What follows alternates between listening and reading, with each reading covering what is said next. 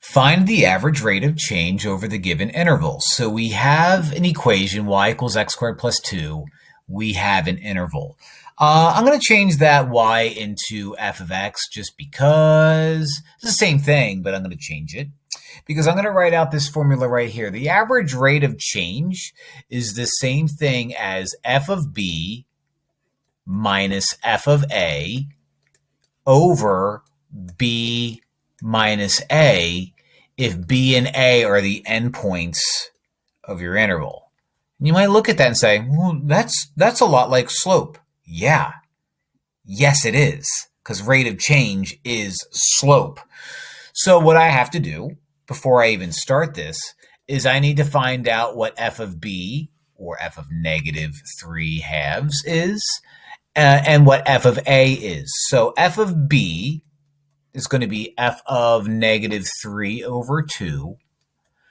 And that's going to become negative 3 over 2 squared plus 2.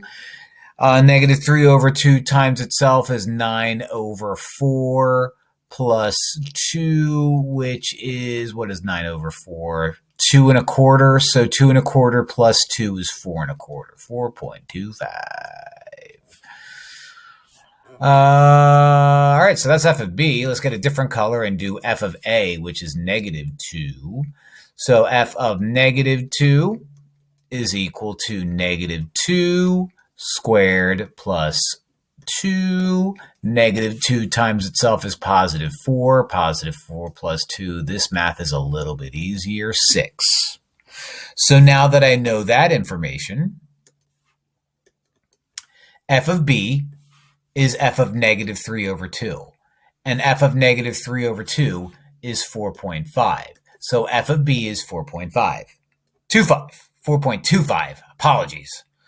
Minus f of a is negative 2. F of negative 2 is 6. So 4.25 minus 6, all these colors, over b minus a is going to be negative 3 over 2 minus 2.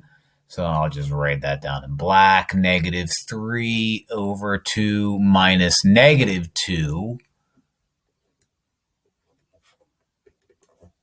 4.25 minus 6 is negative 1.75 over negative 3 over 2, double negative. So negative 3 over 2 plus 2 is 0.5,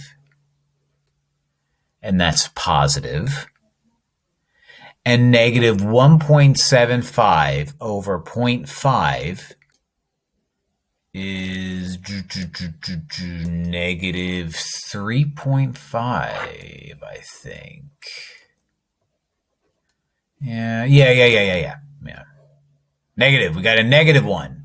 So negative rate of change is decreasing, which makes sense because that's a parabola going down in this area. So I like it. I like it a lot. Fun.